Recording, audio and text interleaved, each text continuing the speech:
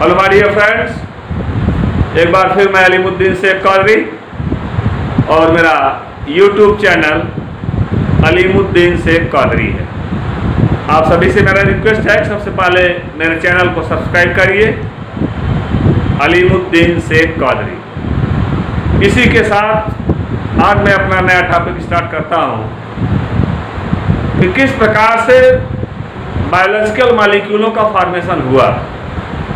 Climate में सबसे पहले इनऑर्गेनिक मॉलिक्यूल आए। आप सभी लोगों ने इस विषय में देखा, कार्बन, हाइड्रोजन,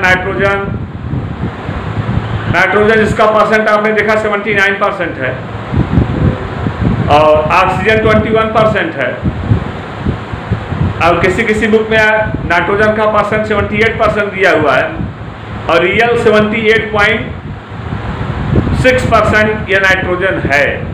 क्लाइमेट में जो बचता है शेष मानी 1% में, उसमें अदर गैसेस है। अब ये मॉलिक्यूल जो क्लाइमेट में पहले से विद्यमान रहे हैं, उन मॉलिक्यूलों का किस प्रकार से कॉम्बिनेशन रहा है कि उसको जो है किस प्रकार से उनका संयुग्मन रहा है कि उस प्रकार से इनका कॉम्बिनेशन हुआ, इनका बनना हुआ, कैसे ये मॉलिक्यूल बने। अगर ये मॉलिक्यूल बने हुए हैं तो आइए देखते हैं कि मॉलिक्यूलों का कॉम्बिनेशन कैसे हुआ है और किस प्रकार से सबसे पहले बायोमॉलिक्यूलों की संरचना हुई है। तो बायोमॉलिक्यूलों के बनने के लिए टेम्परेचर का हाई होना सबसे ज़्यादा इम्पॉर्टेंट था, क्योंकि उस समय क्लाइमेट का टेम्परेचर सबसे ज़्यादा हाई था। क्योंकि उस समय बायोमॉलिक्यूलों में आपने देखा कि एनिमल्स नहीं आए थे और यहाँ तक कि सेल का फॉर्मेशन भी नहीं हुआ था। तो एनिमल्स कैसे आए, सेल का फॉर्मेशन कैसे हुआ, कोसर्वेट्स का फॉर्मेशन कैसे हुआ, कोसर्वेट कैसे बने, यहाँ तक मैंने आपको बता दिया है। अब आज हम आपको बताएंगे कि इनऑर्गेनिक मॉलिक्यूलों का कॉम्बिनेशन कैसे हो रहा है और ऑर्गेनिक मॉलिक्यूलों का कॉम्बिनेशन कैसे हो रहा है। तुम्हारी फ्रेंड्स, इनऑर्गेनिक मॉलिक्यूलों के कॉम्बिनेशन के लिए सबसे पहले आपको बॉन्ड थियरी पढ़ना पड़ेगा। तो आज इसी टॉपिक पर मैं आपको बैलेंस बॉन्ड थियरी बताने चल रहा हूँ कि बायोटिक मॉलिक्यूलों के बनने के लिए बैलेंस बॉन्ड थियरी क्या होती है, कि किस प्रकार से बॉन्ड का फॉर्मेशन हुआ है।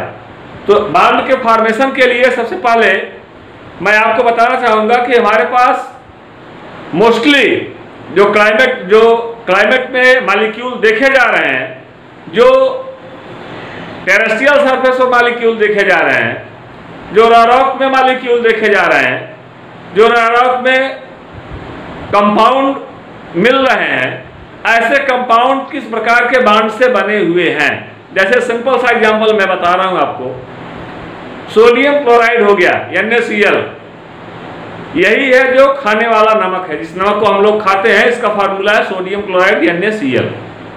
अब ये सोडियम पहले भी विद्यमान था, आज भी विद्यमान है। क्लोराइड आयन पहले भी थे, क्लोराइड आयन अब भी है। मीन्स क्लोरीन गैस पहले भी थी, क्लोरीन गैस अब भी है। तो इन क्लोरीन गैसों के अतिरिक्त आपको यह जानना है कि इनका कॉम्बिनेशन किस प्रकार से हुआ, और अगर आप कॉम्बिनेशन का टाइप समझ जाएंगे तो आप बॉन्ड फॉर्मेशन अपने आप समझ जाएंगे। आइए देखते हैं इस बॉन्ड फॉर्मेशन की थियरी में। तो सबसे पहले आप देखिए, यहाँ पर मैंने लिखा है फॉर्मेशन ऑफ बायोमॉलिक्यूल्स में सबसे पहले बॉन्डिंग इन बायोमॉलिक्यूल्स, कैसे बायोमॉलिक्यूलों के बीच बॉन्ड बने। मीन्स बायोमॉलिक्यूलों का जो फॉर्मेशन हुआ, उनके बीच बॉन्ड का फॉर्मेशन किस प्रकार से हुआ। हमारे डियर फ्रेंड्स, बॉन्ड यहाँ पर मोस्टली हम डिस्कस करेंगे how many types of 6 types of bonds. First electrovalent bond. Electrovalent bond को हम ध्यान दीजिएगा, इसी बॉन्ड को आयनिक बॉन्ड बोलते हैं। इसी बॉन्ड को हम आयनिक बॉन्ड बोलते हैं। ये इलेक्ट्रोवैलेंट बॉन्ड है या आयनिक बॉन्ड है। दूसरा है कोवैलेंट बॉन्ड। कोवैलेंट बॉन्ड सहसंयोजी बॉन्ड। इलेक्ट्रॉनिक बॉन्ड को हमने कहा जो है इलेक्ट्रोवैलेंट बॉन्ड या आयनिक बॉन्ड कहा हमने इसको।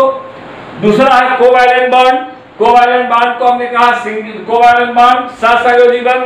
और इस कोवैलेंट बॉन्ड को मैंने कहा देयर आर 3 टाइप्स। फर्स्ट है सिंगल बॉन्ड, सेकंड है डबल बॉन्ड और थर्ड है ट्रिपल बॉन्ड। हमारे फ्रेंड्स, यहाँ पर आपने देखा कि एलिमेंट्स के बीच किस प्रकार से सिंगल बॉन्ड का फॉर्मेशन होता है, किस प्रकार से डबल बॉन्ड का फॉर्मेशन होता है, किस प्रकार से ट्रिपल बॉन्ड का फॉर्मेशन होता है। आपको ये डिस्कस आज करना है। थर्ड है कोऑर्डिनेट बॉन्ड, जिसको लोरी और सिडविक ने सन 1923 में डिस्कस किया।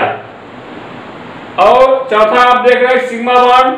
सिग्मा बॉन्ड में आप देखिए कि सिग्मा बॉन्ड में यहाँ पर सिग्मा की साइन जो लिखी गई है, आप इस सिग्मा की साइन को देखिए कि हाफ एन, इस तरह से आधा ना की तरह से लिखा जाता है, लेकिन ध्यान दीजिएगा ये इसमें थोड़ा सा बड़ा रहेगा, ऐसे मत लिख दीजिएगा, ये लिखने का प्रोसेस गलत है। प्रोसेस सिग्मा बॉन्ड का ये है, आप ऐसे लिखेंगे सिग्मा बॉन्ड। दूसरा है पाई बॉन्ड, तीसरा है हाइड्रोजन बॉन्ड। मींस इस तरह से number total number of bond हो गए, electrovalent bond, ionic bond, covalent bond, coordinate bond, sigma bond, pi bond, hydrogen bond. तो आप इतने टाइप्स के आप बॉन्ड आज पढ़ेंगे और इन्हीं बॉन्डों में आइए एक एक करके डिस्कस करते हैं। सबसे पहले हम डिस्कस करेंगे, इसको आप नोट कर लीजिएगा क्योंकि इसी के बेस पर हम बॉन्ड बताते हुए आगे बढ़ेंगे। सबसे पहले हम आपको बता रहे हैं इलेक्ट्रोवैलेंट बॉन्ड। तो माय डियर फ्रेंड्स, ये ऐसे बॉन्ड हैं जिसको आप लोग क्लास 9 से पढ़ना स्टार्ट करते हैं और पीजी लेवल तक आप बॉन्ड को पढ़ते हैं, पोस्ट ग्रेजुएट लेवल तक आप बॉन्ड की थियरी को पढ़ते हैं। तो क्लास 9 से स्टार्ट होता है और पोस्ट ग्रेजुएट लेवल तक ये जाता है। वहां पर ये जाकर वीवीडी के थियरी के रूप में वैलेंस बॉन्ड थियरी के रूप में आ जाता है, वीवीडी के रूप में valence bond theory, VBD valence bond theory के रूप में आता है। तो ध्यान दीजिएगा, अब हम एक एक करके आपको बॉन्ड फॉर्मेशन के विषय में बताने चल रहे हैं। सबसे पहला बॉन्ड मैंने क्या लिखा है, कौन सा बॉन्ड लिखा गया? सबसे पहला बॉन्ड हमने लिखा है इलेक्ट्रोवैलेंट बॉन्ड या आयनिक बॉन्ड। क्लियर? तो आइए देखते हैं सबसे पहले इलेक्ट्रोवैलेंट बॉन्ड कैसे बनते हैं। तो इलेक्ट्रोवैलेंट बॉन्ड के लिए सबसे इंपॉर्टेंट थियरी पहले जो है उसको सुन लीजिएगा। इलेक्ट्रोवैलेंट बॉन्ड होता है कि जहां पर दो इलेक्ट्रॉनों के मध्य, दो तत्वों के मध्य इलेक्ट्रॉन युग्मों इलेक्ट्रॉनों का ट्रांसफर किया जाए। Means transfer tendency to the electrons, transfer tendency to the electron, जहां पर इलेक्ट्रॉनों का स्थानांतरण होता है, अर्थात इलेक्ट्रॉनों के स्थानांतरण से जो बंध बनते हैं उसे हम आयनिक बॉन्ड या इलेक्ट्रोवैलेंट बॉन्ड बोलते हैं। Transfer tendency to the electron it pack to the bond is called ionic bond और इलेक्ट्रोवैलेंट बॉन्ड। तो यहां पर मैंने बताया ट्रांसफर टेंडेंसी, आइए देख लेते हैं। ध्यान दीजिएगा, यहां पर मैंने लिया कंपाउंड सोडियम, सोडियम का एटॉमिक नंबर होता है 11 और दूसरा मैंने लिया क्लोरीन, इसका एटॉमिक नंबर होता है 17। इसको डिवाइड किया मैंने 2, 8 एंड 1 और इसको मैंने डिवाइड कर दिया 2, 8 एंड 7। तो इलेक्ट्रोवैलेंट बॉन्ड बनाना है। आप देखिएगा इसके आउटर मोस्ट ऑर्बिट में कितने इलेक्ट्रॉन आए, इसके आउटर मोस्ट बाहरी कक्षा में कितने इलेक्ट्रॉन आए, सिंगल 1 इलेक्ट्रॉन। ध्यान से देखिए इसको, बाहरी कक्षा में सिंगल इलेक्ट्रॉन आए और क्लोरीन के आउटर मोस्ट ऑर्बिट में 7 इलेक्ट्रॉन आए। तो आइए देखते हैं, यहाँ पर सोडियम को हमने लिखा सिंगल इलेक्ट्रॉन और यहाँ पर क्लोरीन को हमने लिखा है 1, 2, 3, 4, 5, 6, 7। अब यहाँ पर इन दोनों के बीच बॉन्ड का फॉर्मेशन होना है और यहाँ पर ये देखिएगा 2, 8 और 1 है। ये 1 जो है इलेक्ट्रॉन के रूप में यहाँ आ चुका है, इसलिए 1 यहाँ नहीं लिखा जाएगा। और यहाँ पर है 2, 8, 7, 7 यहाँ पर ऑलरेडी आ चुका है। अगर 1 यहाँ का दिया 1 इलेक्ट्रॉन इसको दे देगा, सोडियम अगर अपना 1 इलेक्ट्रॉन इसको दे दे रहा है तो यहाँ पर ये हो जाएगा 2, 8 ओनली और ये हो जाएगा 2, 8, 8। 1 इलेक्ट्रॉन मिल गया भाई ना, समझ आया कि नहीं? तो सोडियम ने इलेक्ट्रॉन किसको दिया, क्लोरीन को दिया। तो इसमें donation tendency to the electron है। क्या है? Donation tendency to the electron है। तो इस तरह से आपने जो बॉन्ड बनाया है वो हो गया NaCl। ध्यान दीजिएगा इसके बीच कोई बॉन्ड नहीं है, कोई साइन नहीं लगेगी, क्योंकि इलेक्ट्रोवैलेंट बॉन्ड में कोई साइन नहीं लगती है। क्लियर हो गया? आगे बढ़े। तो इस तरह से आप इलेक्ट्रोवैलेंट बॉन्ड को देख रहे हैं। तो NaCl के विषय मैंने आपको बताया। दूसरा एग्जाम्पल मैं ले रहा हूं, ध्यान दीजिएगा। दूसरा एग्जाम्पल मेरा है MgO का, मैग्नीशियम ऑक्साइड का। MgO का बॉन्ड देखिए, आप लोग तेजी के साथ बॉन्ड बनाते चलो, साथ ही साथ हमारे तेजी के साथ आप बॉन्ड और समझते भी चलिए। अगर कहीं कोई प्रॉब्लम आ रही है तो आप उस प्रॉब्लम को पूछिए। क्लियर है ना? अब आप देखिएगा MgO के बीच MgO, यहाँ पर MgO मैंने लिखा है। MgO को जो है शॉर्ट फॉर्म में हम बोलते हैं मैग्नीशियम ऑक्साइड। क्या बोलेंगे? Magnesium oxide. आप ध्यान दीजिए, मैग्नीशियम का एटॉमिक नंबर कितना होता है 12, ऑक्सीजन का कितना होता है 8। डिवाइड करिए 12 को 2, 8 एंड 2, 2, 8, 2 हो गया। और यहाँ पर अगर इसको हमने डिवाइड किया है, ये हो गया 8 का 2 एंड 6 क्लियर हुआ कि नहीं भाई? इसके आउटर मैग्नीशियम क्या जो लिखा गया Mg, इसके आउटर मोस्ट ऑर्बिट में कितना इलेक्ट्रॉन है? 2 इलेक्ट्रॉन है, और इसके आउटर मोस्ट ऑर्बिट में 6 इलेक्ट्रॉन है। अर्थात यहाँ पर जितने इलेक्ट्रॉन ज्यादा है यहाँ पर उतने इलेक्ट्रॉन की कमी है। क्लियर हो गया? तो अगर हम उतना इलेक्ट्रॉन दे रहे हैं, देखिएगा बॉन्ड कैसे बन रहा है। Mg पर हमने डबल बॉन्ड लगा दिया और Cl पर हमने क्या किया, 1 2 3 4 5 6 7 8। अगर दो के दोनों इलेक्ट्रॉन इसको डोनेट कर दिए गए, अब ये बन गया MgO। ध्यान दीजिएगा, इसके बीच कोई बॉन्ड नहीं लगेगा। मैंने कहा इलेक्ट्रोवैलेंट बॉन्ड की कोई साइन नहीं होती है। क्लियर हुआ? आगे बढ़े। तो इस तरह से आपने देखा कि MgO के भी इलेक्ट्रोवैलेंट बॉन्ड अभी आप देख रहे हैं। जिस बॉन्ड के विषय में MgO, हाँ MgO2 Mg सॉरी यहाँ पर O है, O MgO। क्लियर हो गया? और बताइए। तो इस तरह से Mg ने ऑक्सीजन को 2 इलेक्ट्रॉन दिया। क्लियर हो गया? तो बन गया MgO, मैग्नीशियम ऑक्साइड। तो अब इसी का अगला एग्जांपल देखते हैं, थर्ड एग्जांपल देखते हैं। तो इसका जो अगला एग्जांपल हम देखेंगे, MgO का जो थर्ड एग्जांपल देखेंगे, उसमें आप देखिएगा, जैसे मान लीजिए मैंने कहा MgCl2 आपको बनाना है। अभी तक तो आपने देखा जितने इलेक्ट्रॉन ज्यादा थे उतने इलेक्ट्रॉन उसमें दूसरे में कम थे, तो ज्यादा वाले ने कम वाले को दे दिया। अब आप क्या कर रहे हो कि अब आप यह करने जा रहे हो कि अब आपको मान लीजिए कि इसके पास 2 इलेक्ट्रॉन ज्यादा है और सामने वाला के पास 1 ही इलेक्ट्रॉन की कमी है, तो कितने मॉलिक्यूलों को इलेक्ट्रॉन डोनेट करे, उसका बॉन्ड भी बन जाए, उसके साथ संयोग भी कर ले, एक कंपाउंड भी बना दे। समझ में आ रहा है नहीं? तो आपको यहाँ पर कंपाउंड बनाना आपका पहला उद्देश्य होगा। क्या है? कंपाउंड का फॉर्मेशन करना आपका पहला उद्देश्य होगा। इस तरह से आप देखिएगा कंपाउंड के फॉर्मेशन के लिए जो मैं एग्जांपल शो करने चल रहा हूं, आप उस पर बहुत ध्यान दीजिएगा। यहाँ पर देखिए, यहाँ पर मैंने लिख दिया है Mg, और यहाँ पर 2 इलेक्ट्रॉन हो गए, एक Cl यहाँ पर हो गया, एक Cl यहाँ पर हो गया। 1 2 3 4 5 6 7 1 2 3 4 5 6 7। एक इलेक्ट्रॉन इसको डोनेट करेगा और एक इलेक्ट्रॉन इसको डोनेट करेगा। क्लियर हो गया ना? देखो जरा, क्लियर हुआ कि नहीं? Mg ने एक इलेक्ट्रॉन इस क्लोरीन को डोनेट कर दिया और एक इलेक्ट्रॉन इस क्लोरीन को डोनेट कर दिया। ध्यान दीजिएगा। अब इसका रहा 2 8 7, इसका रहा 2 8 2, इसका रहा 2 8 7, और ये हो गया 2 8 8। एक इलेक्ट्रॉन को इसने ले लिया तो हो गया 2 8 8, और ये हो गया ओनली 2 and 8, ये हो गया 2 8 8। क्लियर हुआ? हो गया क्लियर? अब ये जो बॉन्ड बनाया इसको हम लिख देंगे Mg, इसको लिखेंगे MgCl2। क्लियर हो गया? आया समझ में? तो सबसे पहले अगर आपसे कोई पूछता है कि वैद्युत संयोजक आबंध कब बनते हैं, माने क्लाइमेट में ये कैसे और कब बने, तो इनका एक ही रीजन होता है कि जब एक प्रबल धन विद्युतीय तत्व और किसी प्रबल ऋण विद्युतीय तत्व के संपर्क में आता है, एक हाईली पॉजिटिव चार्ज एलिमेंट और एक किसी हाईली निगेटिव एलिमेंट्स के कांटेक्ट में आता है, तो वो दोनों एक दूसरे के साथ कॉम्बिनाइज करते हैं। पॉजिटिव वाला एलिमेंट जो होता है अपना इलेक्ट्रॉन निगेटिव वाले एलिमेंट को डोनेट कर देता है। क्लियर हो गया? इस तरह से आपने देखा कि ये जो इलेक्ट्रॉन डोनेट करता है, जो इलेक्ट्रॉन को दे रहा है वो तो डोनर हो गया, और जो ले रहा है वो एक्सेप्टर हो गया।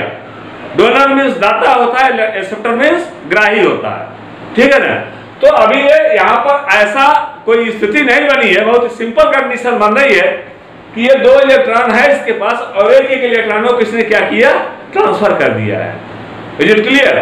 एक इलेक्ट्रॉनों को किसने ट्रांसफर किया। अब आइए आगे देखते हैं। अगर आपसे कोई पूछा जाए कि MgCl2 की वैद्युत संयोजकता कितनी है, क्यों भाई बताओ, MgCl2 में Mg की वैद्युत संयोजकता कितनी है, कितने इलेक्ट्रॉन दिया, तो जितना इलेक्ट्रॉन देगा उतनी इसकी वैद्युत संयोजकता कितनी हो जाएगी? गुड, इसकी वैद्युत संयोजकता हो जाएगी 2, क्योंकि इसने 2 इलेक्ट्रॉनों को दिया। NaCl में सोडियम की वैद्युत संयोजकता 1 इलेक्ट्रॉन को दे रहा ना, कितनी वैद्युत संयोजकता हो गई? 1। क्लियर हो गया? आइए एक और देखते हैं, एक एग्जांपल और देखते हैं।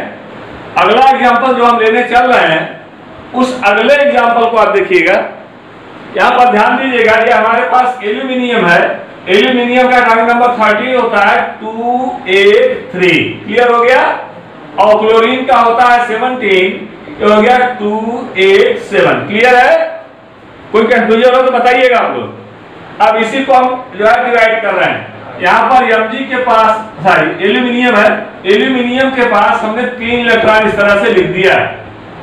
बोलो भाई, 3 इलेक्ट्रॉन है ना एल्यूमिनियम का एटॉमिक ऑर्बिट में। वन साइड Cl यहाँ लिखा, Cl यहाँ लिखा, Cl यहाँ लिखा। 1 2 3 4 5 6 7, 1 2 3 4 5 6 7, 1 2 3 4 5 6 7। ये इलेक्ट्रॉन इसको डोनेट करेगा, ये इलेक्ट्रॉन इसको डोनेट करेगा, ये इलेक्ट्रॉन इसको डोनेट करेगा। Means donation tendency to the electron है, transfer tendency to the electron है। तो एक एक इलेक्ट्रॉन इसने ट्रांसफर कर दिया, ये बना लिया AlCl3 एल्यूमिनियम ट्राइक्लोराइड। समझ में आया कि नहीं आया? ये बना लिया एल्यूमिनियम ट्राइक्लोराइड।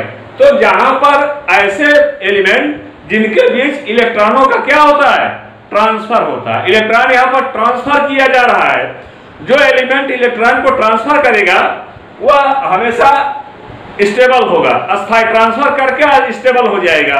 जैसे एल्यूमिनियम के आउटरमोस्ट ऑर्बिट में 3 इलेक्ट्रॉन था, तो 3 था, तो इसको अपना ऑक्टेट कंप्लीट करने के लिए 8 जो है 5 इलेक्ट्रॉनों की आवश्यकता थी, है ना। 5 और ले लेता, 5 और ले लेता तो 2 8 हो जाता। तो 5 ना लेने के बजाय इसने 3 को ले लिया। रीजन क्या रहा? रीजन इसका ये रहा कि अगर एक इलेक्ट्रॉन को डोनेट करेगा तो अपनी कितनी एनर्जी लॉस करेगा? 1.6 × 10⁻19 कूलम की। ध्यान दीजिएगा, 1.6 × 10⁻19 कूलम की एनर्जी को डोनेट करेगा। अगर ऐसे 3 को कर रहा है तो मल्टीप्लाई 3 कर दीजिए। समझ आया कि नहीं? और ऐसे अगर 5 को लेना हुआ तो उतनी एनर्जी, जैसे 5 को ले रहा है मल्टीप्लाई 5 कर दीजिए आप इसमें, तो ये हो जाएगा 8.0 × 10⁻19 कूलम। तो आपने देखा कि एक इलेक्ट्रॉन को देने के बजाय अगर इतना एनर्जी ये खर्च कर दे तो 5 इलेक्ट्रॉन ले लेगा, और उसकी क्षमता इसके पास नहीं है। रीजन है इसकी बाहरी कक्षा में सिर्फ आउटरमोस्ट ऑर्बिट में सिर्फ 3 इलेक्ट्रॉन है ना। तो यह जो है 3 इलेक्ट्रॉनों को दे देना ही ज्यादा श्रेयस्कर समझता है अपेक्षाकृत 5 इलेक्ट्रॉन लेने के। क्लियर हो गया? इसने अपने 3 इलेक्ट्रॉन को दे दिया, इस तरह से बना इसमें जो है AlCl3। क्लियर हो गया? अब आइए आगे बढ़ते हैं। तो यह मैंने इलेक्ट्रोवैलेंट बॉन्ड बताया अभी आपको। अब आइए हम अगला बॉन्ड बनाने चल रहे हैं। तो ये इसको हमने कहा कि ये जो है इलेक्ट्रोवैलेंट बॉन्ड रहा है। अब इलेक्ट्रोवैलेंट बॉन्ड के बाद आइए देखते हैं कोवैलेंट बॉन्ड। तो मॉलिक्यूल जो बायोटिक मॉलिक्यूल है, जैविक अणु जो बने, वे जैविक अणुओं में जब जीवों की संरचना का अध्ययन किया जाने लगा तो ये देखा जाने लगा कि ये बायोटिक मॉलिक्यूलों का कॉम्बिनेशन कैसे हुआ, कैसे सिंपल इनऑर्गेनिक कंपाउंड बने। जब तक सिंपल इनऑर्गेनिक कंपाउंड नहीं बनेंगे तब तक कॉम्प्लेक्स इनऑर्गेनिक कंपाउंडों का फॉर्मेशन नहीं होगा। पहले सरल अणुओं का निर्माण होगा, उसके बाद जटिल अणुओं का निर्माण होगा, तब कहीं जाकर के कोसर्वेट्स का निर्माण होगा। और जब कोसर्वेट का निर्माण हो जाएगा तो हम बोलेंगे coacervates is the beginning stage of the prokaryotes. माने प्रोकैरियोटिक कोशिका की सबसे प्रारंभिक इकाई जो होती है क्या है? कोसर्वेट्स है। इस बात का ध्यान रखिएगा। अब ये बायोमॉलिक्यूलों में हम सेकंड टॉपिक पर डिस्कस करने चल रहे हैं कि आप देखिए कोवैलेंट बॉन्ड का फॉर्मेशन कैसे हुआ। कोवैलेंट बॉन्ड सबसे पहले तो आपको जानना है कोवैलेंट बॉन्ड क्या होते क्या है, ठीक ना। कि जहां पर इलेक्ट्रॉन युग्मों की साझेदारी से जो बंध बनते हैं, इलेक्ट्रॉन युग्मों की साझेदारी से जो बंध बनते हैं उन्हें हम क्या बोलते हैं? कोवैलेंट बॉन्ड बोलते हैं। क्या बोलते हैं? Covalent bond means where 2 or more elements their outermost orbit electrons have also been share pair to each other।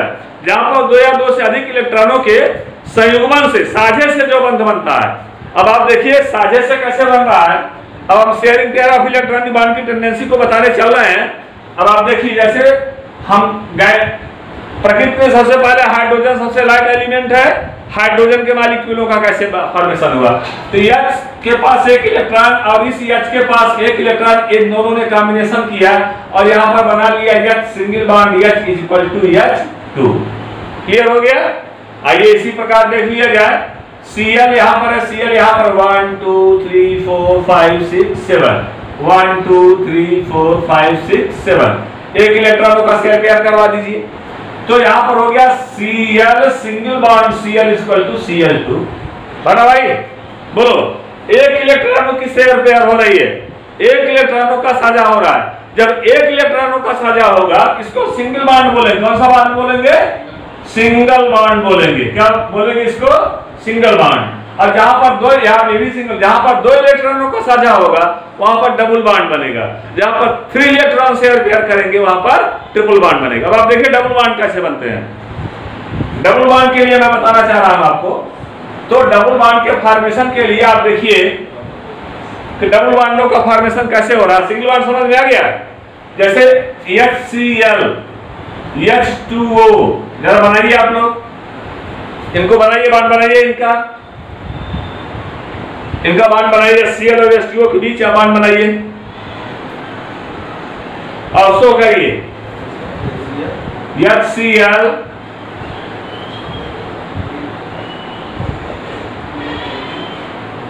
H2O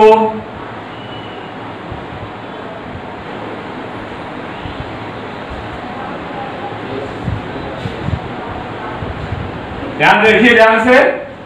HCl कर रहा है, H के पास एक इलेक्ट्रॉन है, Cl के पास 7 है, तो इसने एक इलेक्ट्रॉनों से शेयर पेयर कर लिया। हो गया H single bond Cl equal to HCl। Clear? आप समझ में? H2O का देखिए यहां पर इस इलेक्ट्रॉन से शेयर पेयर किया और इस इलेक्ट्रॉन से शेयर पेयर किया। हो गया 1 2 3 4 5 6 7 8। हो गया कंप्लीट। हो गया H single bond O single bond H equal to H2O। अब बताइए कोई प्रॉब्लम हो तो बताइए, बन जाएगा ना? आ रहा समझ में कि नहीं आ रहा है? क्लियर बोलो, आ रहा समझ में? आगे बढ़े, आगे देखिए। इस तरह से आप देख रहे हो। देखो भाई, जिसकी समझ में न आया अपना जो है इंगित कर दीजिएगा, तो हम यहाँ से आपको जो है उस बांध को रिवाइज कर देंगे। ठीक है, जिसकी समझ में नहीं आ रहा आप लोग डायरेक्ट उसको इंडिकेट करिएगा, तो हम यहाँ से उस बांध को रिवाइज कर देंगे। ठीक, आप देखिएगा कि बाइंडिंग फॉर्मेशन में हम जो है अभी आपने देखा सिंगल बॉन्ड डबल बॉन्ड मैंने बता दिया। अब मैं ट्रिपल बॉन्ड बताने चल रहा हूँ। ट्रिपल बॉन्ड कहाँ पर बनते हैं ना? डबल बॉन्ड समझ में आया कि नहीं आया? अभी देखिए डबल बॉन्ड के लिए मैं एक एग्जांपल ले रहा हूं, जहां पर दो इलेक्ट्रॉनों का साझा होता है 1 2 3 4 5 6 1 2 3 4 5 6। यहां पर एक साझा इसने कर लिया, एक साझा इसने कर लिया। क्लियर हो गया? ये हो गया O double bond O equal to O2 है ना? कितने बॉन्ड बने इसके बीच? 2 बॉन्ड बन गए। क्लियर? अब ये हो गया O2 के बीच डबल बॉन्ड बना, O2 के बीच डबल बॉन्ड बना। तो इस तरह से आपने देखा कि डबल बॉन्ड का फॉर्मेशन हो रहा है। और HCl में मैंने भी बताया ही है ना, H2O में मैंने बताया ही है। अगर HCl का बनाना, ये तो डबल बॉन्ड के विषय में देखिएगा। अभी आप डबल बॉन्ड के विषय मैंने O2 के विषय में बता दिया। अब जरा सा जैसे O2 बन रहा है, O2 बन रहा है। अब देखिए O2 में आपने 2 इलेक्ट्रॉनों का शेयर पेयर करवाया, तो O2 शेयर पेयर होगा, ध्यान दी, साझा होगा। यहाँ पर इस बात को ध्यान में रखिएगा कि यहाँ पर शेयर पेयर होना है, साझा होना है। और ट्रिपल बॉन्ड का फॉर्मेशन देखिएगा। ट्रिपल बॉन्ड के लिए आवश्यक है जहां पर 3 इलेक्ट्रॉनों की शेयरिंग पेयर हो। कितने इलेक्ट्रॉनों की? 3 इलेक्ट्रॉन की शेयरिंग पेयर हो। जैसे नाइट्रोजन, प्रकृति में उस समय सबसे ज्यादा मात्रा में क्या थे? नाइट्रोजन। कितना थे? 78.6% नाइट्रोजन था क्लाइमेट में। तो नाइट्रोजन की आटोमोस्ट ऑर्बिट में कितने इलेक्ट्रॉन होते हैं? 5। नाइट्रोजन नंबर 7 है ना, डिवाइडेड 2 है 5। तो नाइट्रोजन की आटोमोस्ट ऑर्बिट 5 इलेक्ट्रॉन आए। 1 2 3 4 5। यहाँ पर नाइट्रोजन 1 2 3 4 5। ये इसके साथ शेयर किया, इसके साथ शेयर किया, इसके साथ शेयर किया। अब ये हो गया N triple bond N is equal to N2 है ना? समझ में आया ना? एक इलेक्ट्रॉन शेयर पेयर करेगा तो कितना बॉन्ड बनेगा? Single bond. गुड। 2 इलेक्ट्रॉन करेंगे डबल बॉन्ड, 3 इलेक्ट्रॉन करेंगे ट्रिपल बॉन्ड। क्लियर हो गया? आगे बढ़े। अब आप लोग जरा सा नोट करिए, जरा सा नोट करिए। H2 N2 O2 Cl2 P4 S8 लिखा आपने S8। इसमें आप लोग बांड बना करके प्रिपेयर करिए कि इसमें कौन कौन से बांड बनते हैं, इसको लिख लीजिएगा, होमवर्क के रूप में है आपका। ठीक है, मैं एक हिंट दे रहा हूं थोड़ा सा S8 के विषय में, यह काफी कंफ्यूजन क्रिएट कर देगा आपको। देखिएगा बहुत ही सिंपल वे में बांड का फॉर्मेशन होता है S8 के विषय में। S8 माने S मींस सल्फर, सल्फर के कितने मॉलिक्यूल हैं? 8 मॉलिक्यूल हैं। 5 और 3 मिलाकर के 8 मॉलिक्यूल कितना है सल्फर का, है ना। इसके लिए हम बांड बना रहे हैं, जरा सा आप लोग ध्यान दीजिएगा कि 8 मॉलिक्यूलों का सल्फर है। यहां पर देखिएगा यस यस यस यस, है ना। आपने एक लाइन में 4 बार लिखा यस। आइए भाई दूसरी लाइन लिखते हैं यस यस यस यस, है ना। लिखा कि नहीं लिखा आपने? बोलो, लिखा ना आपने? अब ये 4 हो गए, ये 4 हो गए, ऊपर 4 हो गए, नीचे 4 हो गए। अब चाहे तो बहुत ही सिंपल सा प्रोसेस है, सिर्फ मिलाते चले जाएंगे, सबको सबका बांड बनता चला जाएगा। लेकिन इसी 4 को हम थोड़ा सा डिफरेंट वे में लिख रहे हैं। ध्यान से 8 मॉलिक्यूल है ना, S8 है, ध्यान दीजिएगा। S8 है, S8 है, इसी को थोड़ा सा डिफरेंट लिख रहे हैं। इसी लिखने के तरीके में थोड़ा सा परिवर्तन करेंगे। अब ये यस जो यहां बेटा, इस यस को हमने यहां कर दिया, एक ऊपर कर दिया, अगले यस को फिर हमने नीचे कर दिया। क्लियर हो गया, है ना। अब यहां पर जो यस ऊपर है, यहां पर हमने इसको नीचे कर दिया। ए ऊपर है, यहां पर इसको हमने नीचे कर दिया। ये क्लियर हो गए। अभी तो काउंट कर देखो, है वही ना, है कि नहीं। अब देखिए यहां पर ये इस तरह से आया, ये इस तरह से आया, ये इस तरह से आया, और ये इस तरह से बांड हुआ। ये इस तरह से आया, ये इस तरह से आया, और ये इस तरह से आया, ये इस तरह से आया। हो गया। ये S8 की संरचना हो गई, S8 की संरचना हो गई, सल्फर के 8 मॉलिक्यूलों की संरचना हो गई। और P4 में जरा सा देखिएगा आप लोग, बना लेंगे ना। आगे बढ़े प्रत्येक, चलो भाई इस पूरे बांड क्लियर करने हैं। P4 को देखिए, P4 यहां पर 4 बार P हमने लिख दिया।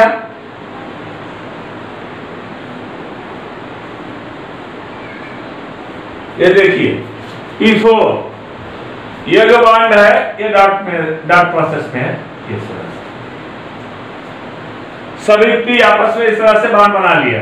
तो कहने का अर्थ ये रहा कि अभी आपने देखा कि इलेक्ट्रॉन युग्मों की साझेदारी हो रही है, इलेक्ट्रॉन शेयर पेयर कर रहा है। तो शेयर पेयर करने के मैंने 3 प्रोसेस बताए।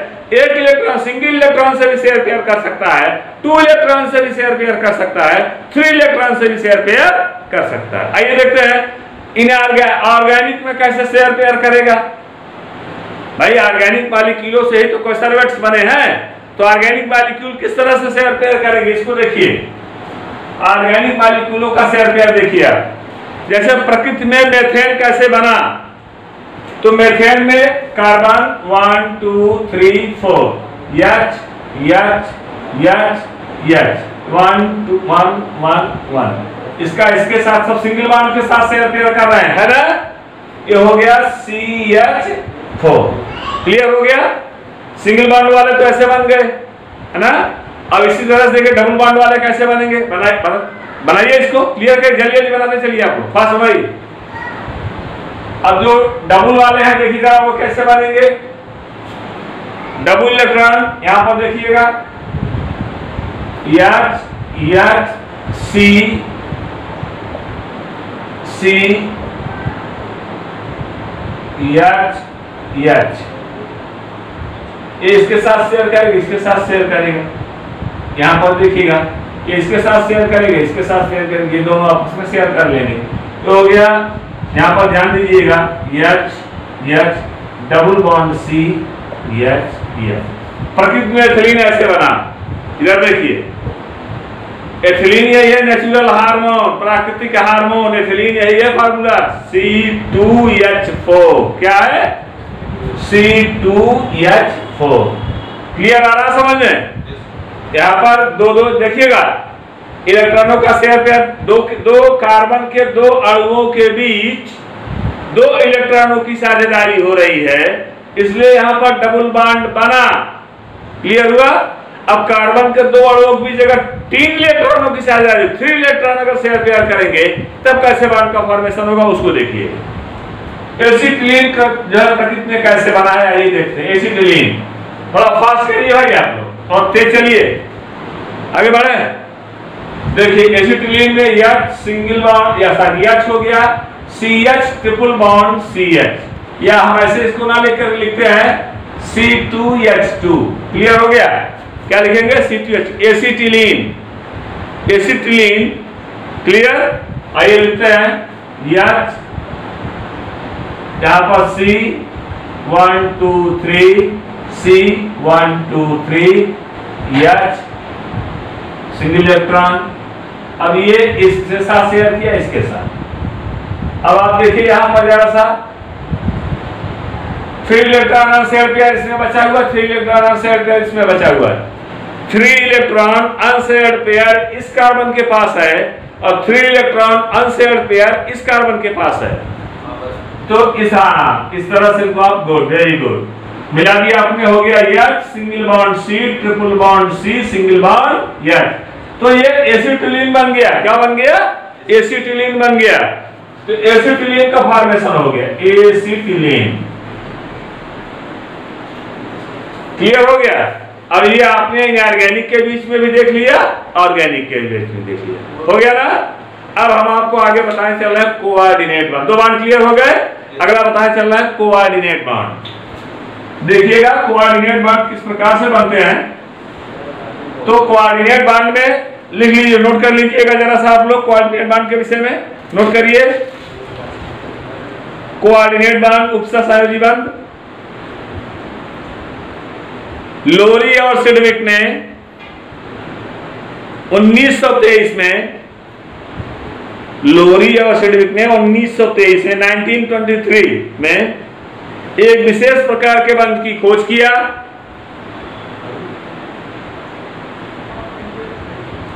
जिसे उन्होंने उपसहसंयोजी बंध नाम दिया,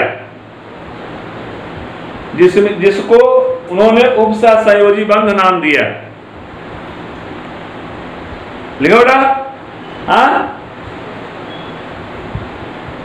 इसमें 2 परमाणु होते हैं। लिखो, इसमें 2 परमाणु होते हैं।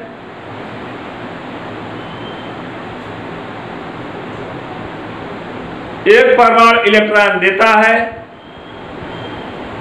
और दूसरा ग्रहण करता है। जो इलेक्ट्रॉन देता है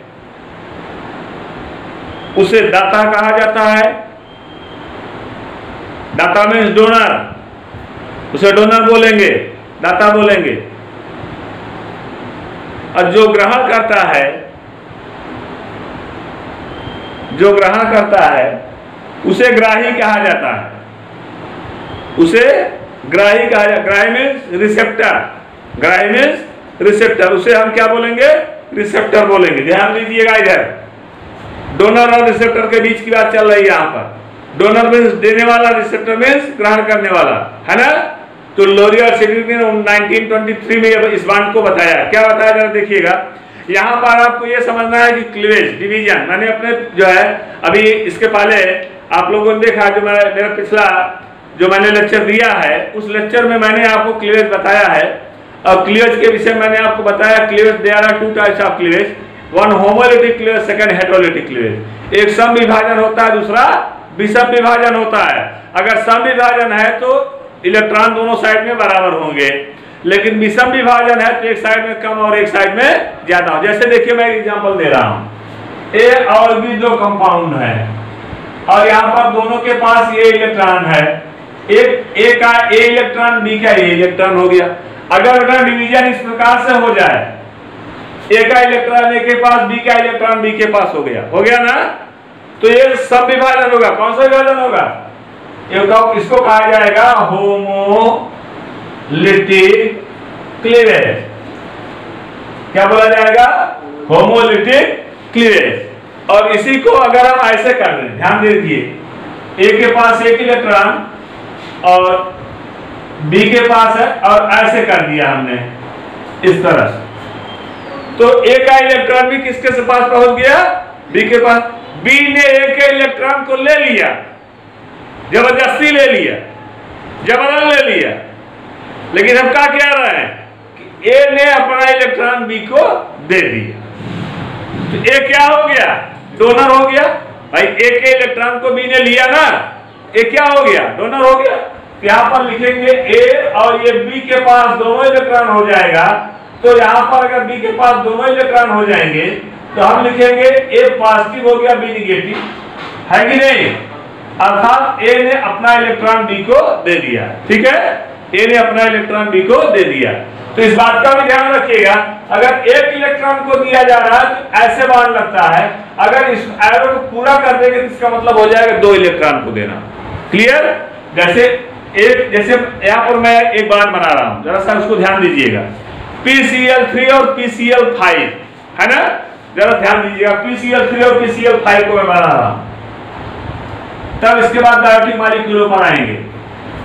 PCl3 और PCl5, PCl3 और PCl5। PCl3 पर मैंने लिया है 1Cl इस साइड में, 1Cl इस साइड में, 1Cl इस साइड में, और अगला मैंने लिया PCl5, 1Cl इस साइड में, 1Cl इस साइड में, 1Cl इस साइड में, फिर Cl इस साइड में और ये Cl इस साइड में। हो गया ना? अब यहां पर देखिएगा, यहां पर देखिएगा आप लोग 1 2 3 4 5 6 7, 1 2 3 4 5 6 7, 1 2 3 4 5 6 7।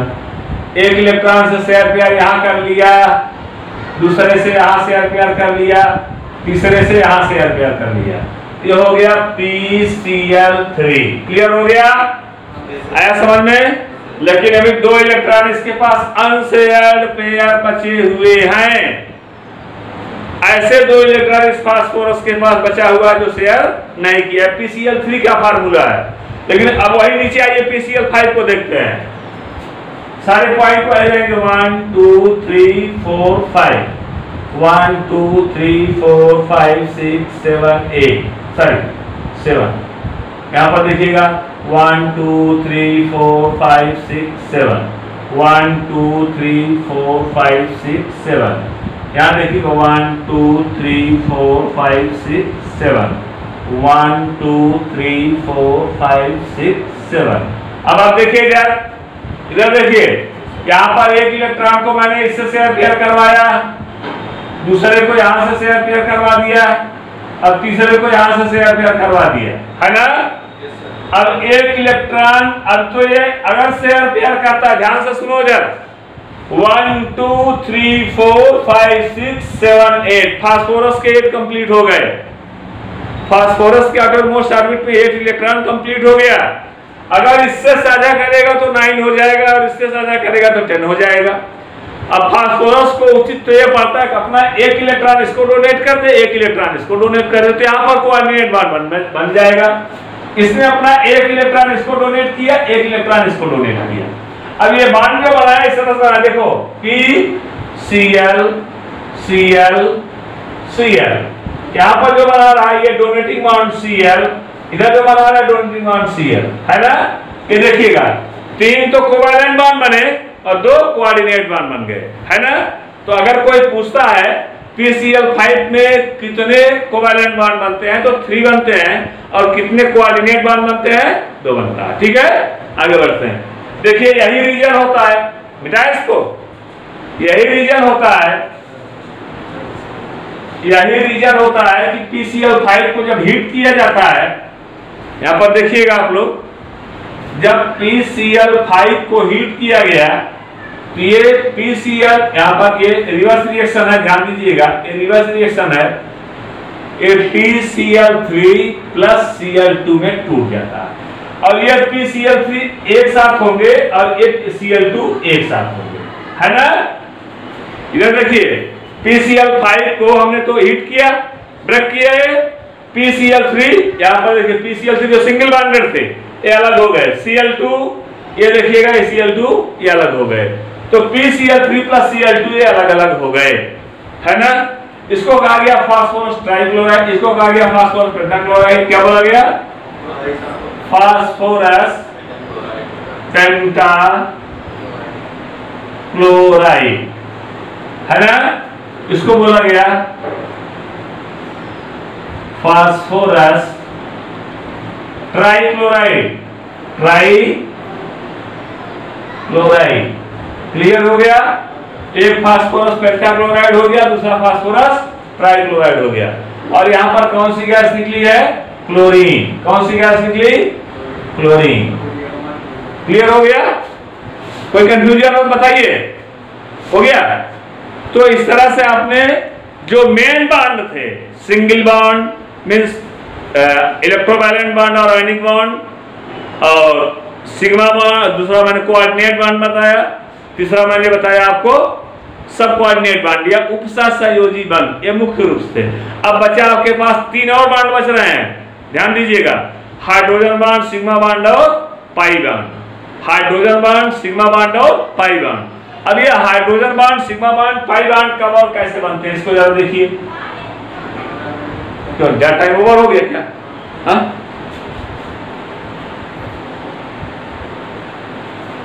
हाइड्रोजन बॉन्ड, सिग्मा बॉन्ड और पाई बॉन्ड।